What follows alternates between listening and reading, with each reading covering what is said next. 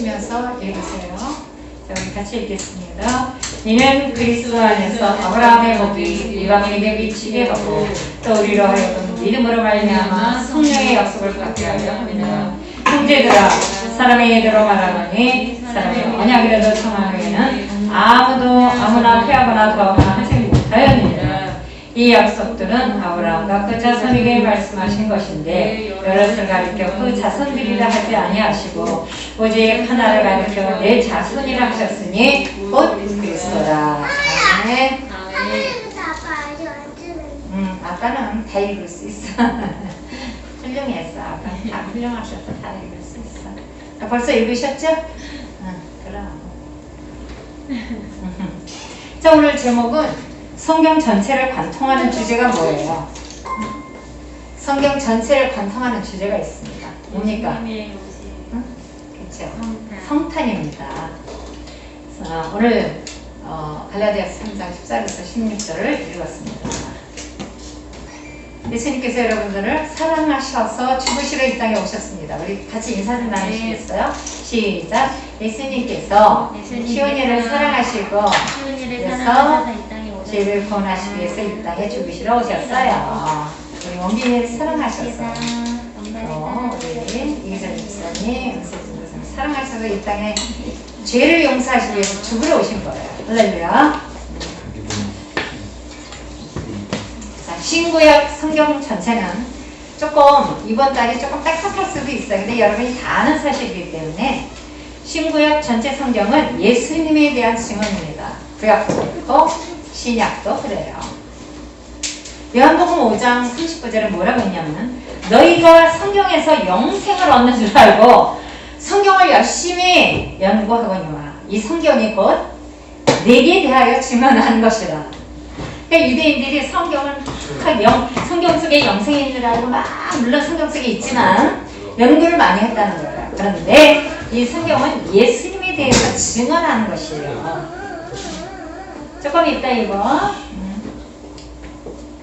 예수님이 이 말씀을 하신 당시는 아직 신약 성경이 기록되지 않은 때였습니다. 그죠? 아직 기록이 안 됐어요. 그렇다면 예수님은 지금 구약이 바로 당신 자신에 대한 증언이라고 선포하시는 거예요. 그죠? 예수님은 신약이 아직 작성이 안 됐기 때문에 구약 말씀이 본인 자신에 대해서 증언하는 것이라고 얘기하고 있는 거란 말이에요. 많은 사람들이 구약은 예수님이 태어나시기 전이니 예수님과는 상관이 없다 이렇게 얘기하는 분들도 있죠. 예수님 안 믿으면 그럴 수 있죠. 그러나 신약은 물론 구약도 결국은 예수님에 관한 이야기입니다. 할렐루야. 성경 전체는 예수님에 대한 이야기입니다. 바로 성탄에 대한 이야기라는 거예요. 자, 구약과 신약 모두 예수님의 탄생, 즉 성탄에 대해서 말씀하고 계십니다. 첫째로는 성경 전체를 관통하는 주제는 성탄입니다. 성경 전체를 관통하는 주제가 성탄이에요. 물론 예수님이지만 예수님의 탄생에 대해서. 우선적으로 기억해야 할 것은 성탄이라는 주제가 창세기로부터 요한계시록까지 성경 전체를 관통하는 주제가 될 수 있다는 거예요. 왜냐하면 성탄은 결국 메시아이신 예수님이 이 땅에 오신 사건과 관련이 되어 있기 때문이죠. 구약 성경은 약속과 예언을 통해 이 사건에 대해서 증거합니다. 그 첫 번째 예언이 어디 있을까요? 창세기에. 여러분 잘 아는? 3장 15절. 그렇죠. 3장 15절. 하나님께서 여자의 후손이 와서 뱀의 머리를 상하게 할 것이라는 말씀. 바로 원복음, 최초의 복음, 원시복음이라고도 합니다. 이런 어떤 귀한 말씀을 이미 약속을 해주셨어요. 이어서 하나님께서 아브라함과 약속한 내용, 창세기 12장 3절에 이렇게 되어 있습니다. 아브라함으로 말미암아 땅의 모든 족속이 복을 받는다. 이렇게 되어 있습니다. 아브라함의 씨 예수 그리스도로 말미암아 모든 족속이 하나님 나라의 복을 누리게 될 것이라고 얘기하고 있어요. 근데 우리는 예수님이 아브라함의 씨 모든 족속이 복을 누린다. 물론 아브라함은 믿음의 조상입니다. 그래서 아브라함의 씨 예수 그리스도로 말미암아 모든 족속이 하나님 나라의 복을 누리게 될 것이다 라고 창세기 12장 3절에 이렇게 말씀하고 있습니다. 자, 잉태치 못한 구약의 인물 어떤 여인이죠? 사라. 사라가 90세의 기적으로 이삭을 낳은 사건. 역시 처녀 마리아가 성령으로 잉태해서 예수 그리스도를 낳은 것에 대한 예언적인 사건입니다. 그죠? 이미 우리는 사라를 통해 사라가 90세에 그야말로 귀한 아들을 얻은 것은 기적이, 하나님의 역사, 하나님의 기적이라는 걸 우리 봤어요. 그래서 하나님의 아들 예수 그리스도 우리의 메시아도 성령으로 잉태되는 그 기적이 당연하다라고 우리는 믿는 거죠. 할렐루야. 또 창세기 37장에서 50장에 어떤 인물이 나오냐면은 요셉이라는 인물이 나옵니다.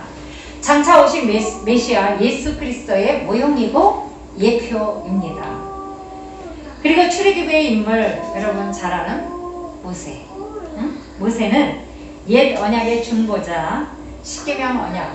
응? 그리고 이 옛 언약의 계명들은 예수 그리스도를 통해 세운 새 언약의 새 계명을 소망하고 있다는 거예요. 지금 이 구약에 대한 바로 예수 그리스도, 메시아 예수 그리스도의 탄생을 지금 구약 말씀에서 찾아보자는 겁니다. 지금 여러분 아시죠? 어려워요? 자, 아론이 대제사장이었습니다. 그런데 예수님도 기름 부음 받으신 대제사장으로 이제 완성이 되는 거죠. 그러니까 구약의 아론만 되는 게 아니라 이제 신약의 대제사장이신 예수님으로 완성이 되는 거예요. 자, 모세를 이은 민족의 지도자 누구예요? 여호수아는 우리의 대장 되시고 통치자이신 예수님의 모형입니다. 여호수아가 대장이잖아요. 어? 청년들을 이끌고 막 여리고성을 무너뜨리고 그 적박거리 흐르는 가나안 땅으로 막 쳐들어간 아주 귀한 아주 대장이란 말이에요. 어? 그리고 통치자란 말이에요. 근데 예수님의 모형이라는 거죠. 구약은 전부 예수님에 대한 그 탄생에 대한 모든 얘기를 하고 있어요. 자, 기억 모를 자 누구예요? 기억 모를 자. 다니엘. 기억 모를 자. 루시라는 여인의 기억 모를 자 누구예요? 보아스. 그리고 통일왕국의 왕 다윗 역시 하나님 나라의 통치자 예수님의 모형입니다. 그 보아스를 저번 주에도 얘기했는데 굉장히 전형적인 정말 그 뭐라 그럴까 우리가 바라는 남성상이잖아요. 근데 예수님의 모형이라는 거죠. 자, 다윗에게 주신 그 영원한 왕의 언약은 솔로몬이 아닙니다. 솔로몬에게 이어지긴 했지만 누구에게 이어지는 거예요? 다윗의 자손? 바로 다윗에게 주신 영원한 왕위의 언약은 그의 아들 솔로몬이 아니에요. 누구에게 주셨어요? 그렇죠. 다윗의 자손 예수 그리스도를 통해 성취된 겁니다. 자, 이사야 7장 14절에는 처녀가 잉태하여 아들을 낳으리니 임마누엘이라 하리라. 이사야 우리와 함께 하시다라는 그 뜻을 보면 그렇게 해석할 수 있는데 임마누엘. 이사야 9장에는 영존하시는 아버지라고 되어 있어요. 미가서 5장 2절에는 베들레헴에서 탄생하실 걸 얘기하고 있어요. 스가랴 9장 9절에는 낙이 새끼를 타고 등장하실 것, 예루살렘으로 입성하실 것에 대해서 얘기하고 있습니다. 자, 오늘 성경 전체를 관통하는 주제는 바로 성탄입니다. 성경 전체, 구약의 많은 인물들을 지금 뵀어요. 언더분도 있었고, 아브라함, 그 다음에 요셉, 보아스, 다윗, 또 누구예요? 여호수아가 결국은 성경 전체를 관통하는 주제는 바로 성탄, 바로 예수 그리스도의 오심이에요. 그러니까 첫 번 오심이죠. 첫 번 오심. 자, 두 번째 신론과 성탄에 대해서 한번 얘기해요. 신론이 뭐예요? 이기철 집사님 신론이 뭐예요? 신론. 바로 조직신학에서 얘기하는 건 사실 그렇게 어렵진 않아요. 바로 예수님이 하나님 되심이 신론입니다. 괜히 어렵게 정했는데. 자, 예수님이 하나님 되심과 성탄을 연결한다면 그것은 삼위일체 하나님의 세 인격들 가운데 둘째 위격이에요. 둘째 위격이신 하나님의 아들이 관련된 것이다. 자, 그러면 삼위일체 하나님, 그러면 예수님이 정말 하나님이신가? 두 번째 위격이신 하나님이신가? 우리 많이 예수님을 안 믿을 때는 고민을 많이 하잖아요. 무엇보다도 하나님의 아들 예수 그리스도가 사람의 본성을 위해서 본생을 취해서 성육신을 하셨다는 거예요. 이게 굉장히 은혜가 되는 문제입니다. 정말 예수님은 하나님이세요. 그러니까 신론이 되는 거죠. 예를 들어서 예수님은 하나님이신데 이 땅에 몸을 입고 오셨다라는 거예요. 이게 은혜가 되지 않습니까? 우리와 똑같이 낮아지셔서 마국간에서 태어나시고 그야말로 아버지 요셉과 더불어서 뭡니까? 목재소에서 목수하면서 30살까지는 그 일도 하시면서 이렇게 고통 속에서 많은 사람들을 이렇게 대하고 그렇게 하셨다는 거예요. 자, 아버지, 아들과 성령 삼위일체 하나님은 영원한 사랑과 기쁨의 교제 가운데 존재해 오셨습니다. 예수님은 뚝 떨어져서 예수님, 성령님은 그분의 영이시니까 예? 성령님, 하나님은 하나님 아버지니까 이렇게 된 게 아니에요. 하나님 아버지와 아들 예수 그리스도 그리고 예수님의 영이신 성령님은 늘 함께 계셨어요. 천국에서. 그리고 늘 사랑과 기쁨의 교제 가운데 존재해 계셨다는 것입니다. 믿으십니까? 그런데 이 삼위일체 하나님이 당신과 전혀 다른 즉 피조물을 두기로 결정을 했어요. 어떤 피조물일까요? 사람이잖아요. 사람을 당신의 자녀로 가지시기로 했단 말이죠.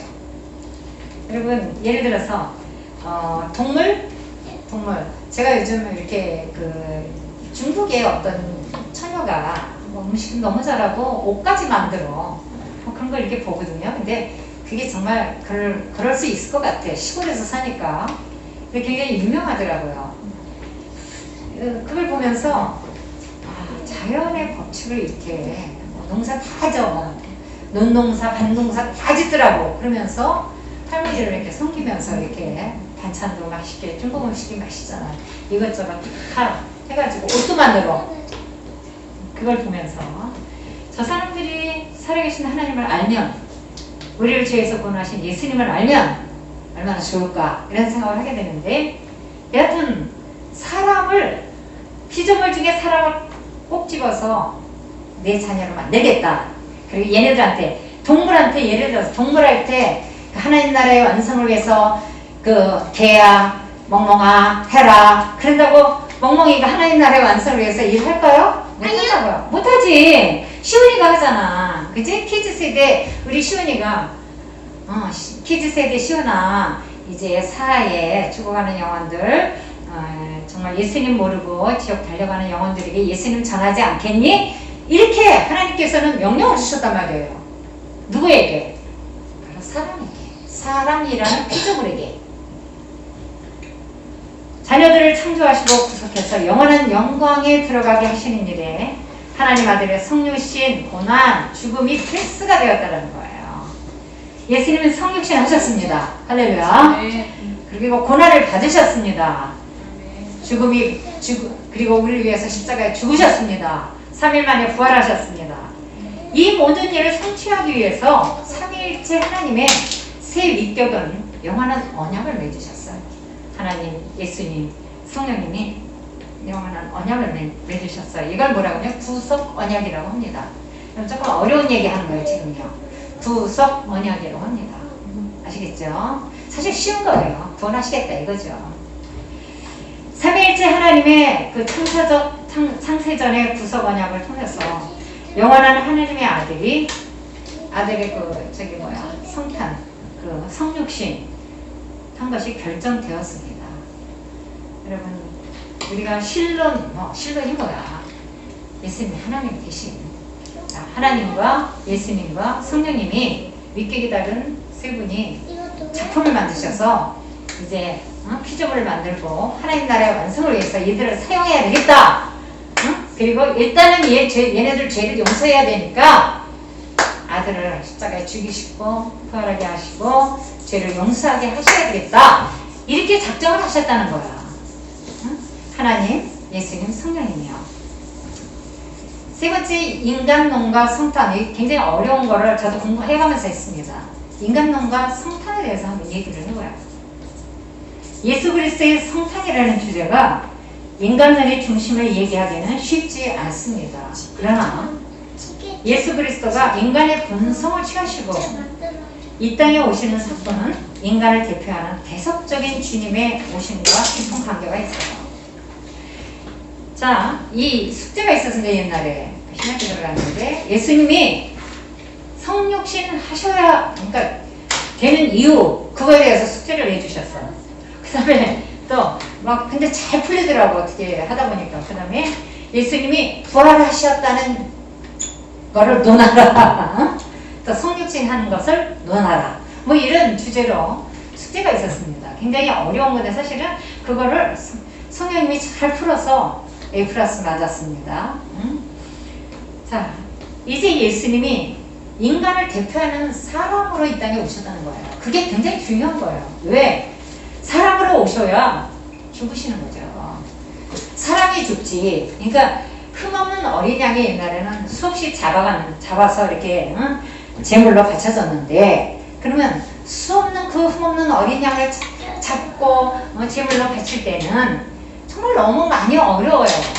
구약시대는 너무 많은 그 어린 양들이 죽음을 당했습니다. 그렇다면 하나님께서 원복음에 말씀하셨던 것처럼 예수 그리스도 바로 하나님의 아들을 죽이자.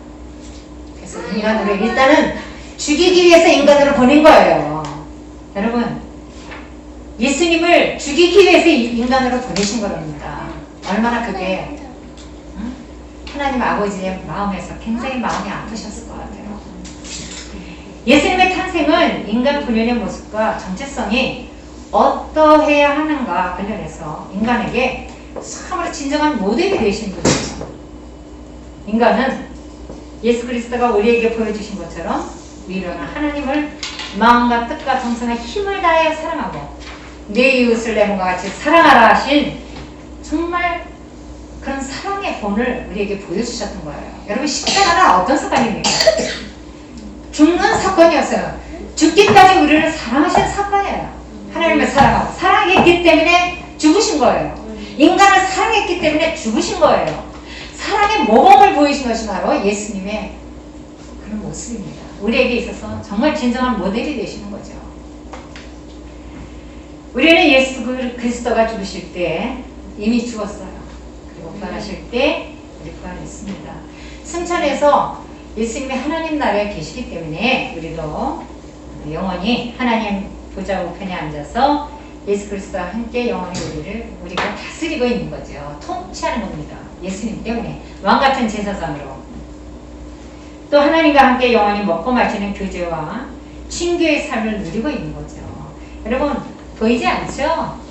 이제 하나님은 다 보고 계시고 만져주시고 우리 염세인 전도사님이 몸이 너무 많이 힘드니까 마음도 힘드니까 만져주시고 필요한 것들을 주시고 사랑해 주시고 또 우리 이리슬 집사님까지 그러면서 이게 다 하나님께서 삼위일체 하나님께서 지금 작업을 하고 계시는 중이에요. 그렇다면 걱정할 일은 아무것도 없는 거죠. 그죠? 앞으로 큰 사역이 기대가 되는 겁니다. 성탄은 그런 의미에서 이런 놀라운 복을 우리에게 가져온 하나님의 선물입니다. 그리고요 삼위일체 하나님과 교제하면서 기쁨의 떡을 떼면서 네 번째로 기독론과 성탄에 대해서 얘기하겠습니다. 여러분 지금 조직신학적인 걸 얘기하고 있어요. 조직신학.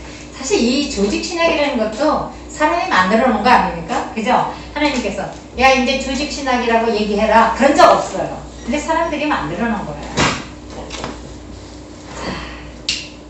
기독론과 성탄에 대해서 한번 얘기합니다. 예수 그리스도의 성탄은 예수님의 그 성육신과 굉장히 밀접한 관계가 있어요.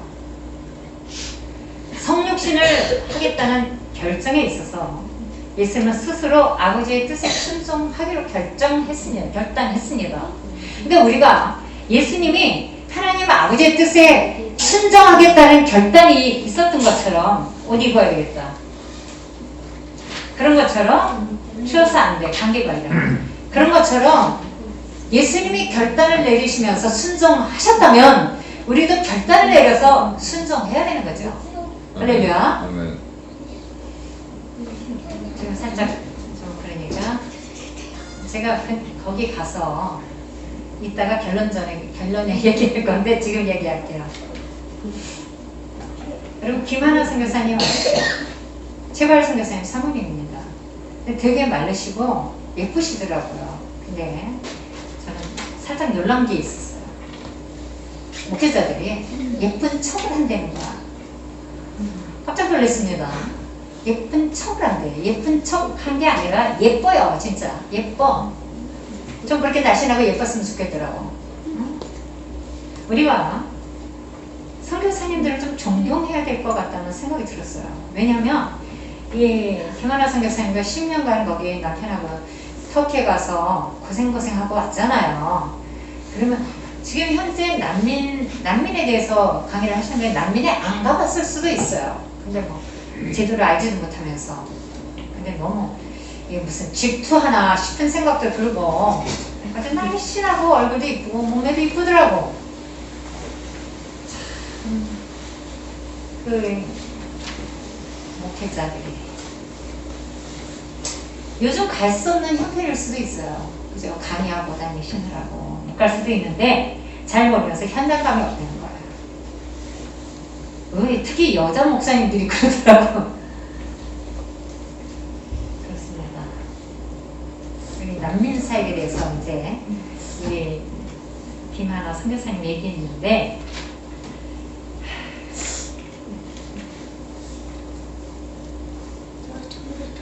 자, 성육신을 하겠다는 결정도 예수님 스스로 아버지 하나님의 뜻에 순종하기로 결정을 내린 거잖아요. 자발적인 결정이었어요. 성육신의 결정, 그리고 가난한 삶과 순환에 대한 결정, 그리고 십자가를 이렇게 몸소 지시려는 그런 결단, 이런 것들 모두 예수님의 순종함이었습니다. 무엇보다도 우리를 위해 수치스러운 죽음을 경험하기로 선택하신 경험이 아니라 우리를 위해 죽음을 선택하신 예수님의 결단은 참으로 우리를 향한 주님의 은혜와 자비의 결과고 겸손하심의 열매예요. 하나님의 아들이 누가 그렇게 하시겠냐고요. 근데 그분은 그렇게 하셨다는 거예요. 참 우리 목회자들이 정말 겸손해야 되겠다는 생각이 들었어요. 저는 선교사님들이 하여튼 뭐 10년을 나갔든 몇 년을 나갔든 선교에 대해서 정말 현장에 나갔다 와서 우리에게 많은 것들을 가르쳐주는 훌륭한 분이라고 저는 생각하거든요. 그래서 제가 김원혁 선교사님한테는 뭐 선생님 이런 소리는 안 들었어요. 근데 강수르바벨 선교사님한테는 꼭 내가 선생님이라고 얘기를 많이 해요. 왜냐하면 많은 것들을 가르쳐주니까. 성육신을 함에 있어서 자기를 비우시겠다는 결단, 그리고 자기를 비우심은 성자가 신성을 완전히 포기하거나 버리는 게 아니라 성자가 가지고 있는 신적 능력의 특권을 제한하시겠다는 결정이었어요. 나는 하나님이지만 물론 많은 기적을 일으키셨어요. 표적을 보여주셨어요. 하지만 이 십자가에 올라가셔서 그냥 내려오실 수도 있었어. 그렇지만 난 그렇게 하지 않겠다. 왜? 아버지 하나님께서 나에게 흠없는 어린 양 제물이 되라고 하셨으면 죽어야 되는 게 예수님의 사명이었거든요. 그래서 결단하고 십자가에 죽으셨는데 3일 만에 하나님의 능력으로 살아나게 되신 거죠. 그래서 우리에게도 부활의 소망이 있는 겁니다. 예수님이 부활하셨기 때문에. 그 제한, 신적 능력의 특권을 제한했다는 건 하나님께서 참된 인간으로 그냥 살아가시겠다는 얘기예요. 이건 역시 예수님의 겸손함을 현저히 드러내는 아주 놀라운 사건이라고 볼 수 있어요. 세 번째는 처녀의 잉태에 결정적 사건이 있었습니다. 예수님은 왕궁에서 왕의 아들로 태어나신 것이 아니라 가난한 목수의 아들로 바로 처녀 동정녀 마리아의 몸을 빌려서 이 땅에 태어나신 것입니다. 성령으로 잉태되신 거죠. 저는 이게 잘 안 믿어졌었어요. 처음에. 그러나 말씀으로 천지를 창조하신 하나님은 뭐든지 하실 수 있다. 사라가 90세에 하나님께서 아들을 주셨다면 예수님이 성령으로 잉태되는 것도 가능해지는 거죠. 할렐루야. 이것이 동정녀 탄생의 신비예요. 그리고 예수님은 몸될 것이 없어서 말구 위에 탄생하시고 비천한 정말 탄생을 하신 거예요. 예수 그리스도의 탄생은 초자연적인 기적의 탄생이고 성령으로 잉태되시고 가장 비천한 탄생이었습니다. 할렐루야. 우린 그래도 최소한 신원 무슨 산부인과라든가 산부인과에서 나잖아요. 그래요. 우리 선교사님들한테 존경의 마음을 좀 가졌으면 좋겠습니다. 다 그렇게 하지만. 그래서 난민 사역에 대해서 김하나 선교사님이 강의를 하셨는데 현장감이 없었다는 거예요. 그분 스타일이 조용히 하시더라고요. 조용히 하시더라고. 뭐 어때? 살짝 졸리긴 하지만 그렇다고 해서 그분이 틀린 얘기 한 게 아니고 다 은혜 받고 그렇거든요. 예수님도 난민이었습니다. 할렐루야. 몸풀 장소가 없어서 마곡간 말들이 있는 장소에서 아기를 출산한 예수님은 난민의 아버지였어요. 그걸 얘기하시고 싶었던 거예요. 김하나 선교사님이. 예수님은 노숙자였습니다. 못 먹고 못 입고 거처도 없는 노숙자의 아버지였습니다. 그래서 우리가 노숙자들을 잘 섬기고 예수님을 전했죠. 예수님은 가난한 자에게 복음을, 눈먼 자를 눈뜨게 하고 그와 과부의 친구였다는 거죠. 그래서 우리도 예수님과 똑같이 이렇게 해야 되는 거죠. 그와 과부의 아버지요. 보면 말씀에 그런 말씀이 있어요. 그와 과부를 정말 보살피는 자들은 자자손손 복을 받는다. 이런 말씀이 어디 있거든요. 찾아봐야 되겠어요. 그와 과부를 섬기고 살피는 그리스도인이 되어야 합니다. 가난한 자에게는 예수 십자가의 복음밖에 없어요. 여기 돌아다니는 노숙자들 예수님의 십자가 복음밖에 없다는 거예요. 우린 그래도 정말 집에서 옥탑방에서 그래도 침대도 있고 쉴 것도 있고 씻을 것도 있지만 정말 노숙자들은 더할 것이 없어요. 근데 예수님의 마음은 그분들한테 가 있다는 거죠. 최선을 다해 죽어가는 영혼들에게 예수님의 십자가 복음을 전해야 될 것 같습니다. 할렐루야. 자, 어저께 몸살이 났다고 얘기했죠? 네, 영적 싸움입니다. 우리 모든 싸움은 영적 싸움, 혈과 육에 관한 싸움이 아니라 영적 싸움이에요. 그래서 영적 싸움, 우리 교회도 좀 걸쳐있기 때문에 엄청 싸웠습니다. 그랬는데 몸이 아파가지고 더 이상 기도도 못하고 막 아침에 일어났는데 몸이 좋아지면서 이유 없이 많이 쉬었기 때문에 이유가 없었어요. 그래서 아까도 우리 기술 집사님한테 얘기했지만 치고 나간 것 같다. 사단은 치고 나가죠. 기도하는 자도 치고 나갑니다. 그 염세인 전도사님 아픈 것도 그런 이유였었죠. 영적 싸움을 하다 보니까. 응? 자, 그렇습니다. 이제 우리는 물을 포도주로 만드신 하나님의 역사를 체험해야 합니다. 홍명희 강도사님이 저보고 그 F1 나가는 분이 3분밖에 안 됐어요. 근데 제가 그랬어요. 10분 나가도록 기도합시다. 선포하고 기도했습니다. 그때 나중에 10분이 나가게 된 거예요. 그랬더니 목사님 역사는 기도를 하십니다. 이렇게 얘기하더라고요. 자, 우리도 역사는 기도를 하십시다. 의인의 강도는 역사하는 힘이 많다라고 그랬어요. 우리 의인 아닙니까? 예수님 때문에 의인 된 거예요. 의인의 강도는 역사하는 힘이 크다. 그러므로 우리가 기도할 때 한 사람은 천을 두고 저 사람은 만을 두고 아마 많이 치고 나간 것 같아요. 그래서 이제 건강해지고 이제 우리가 완전히 평정을 되찾고 오히려 더 청년들도 열심히 하고 그렇게 될 줄 믿습니다. 우리의 기도는 의인의 강도는 역사의 힘이 큽니다. 여러분 다 의인이기 때문에 예수님을 통해서 구원받은 의인이기 때문에 여러분이 기도할 때 역사의 힘이 강한 거예요. 할렐루야. 오늘 좀 딱딱하지만 그래도 이 딱딱한 거를 조직론, 신론 나오니까 사실 그런데 인간론 나오는 건데 그렇게 딱딱한 건 아니에요. 자, 기도하겠습니다.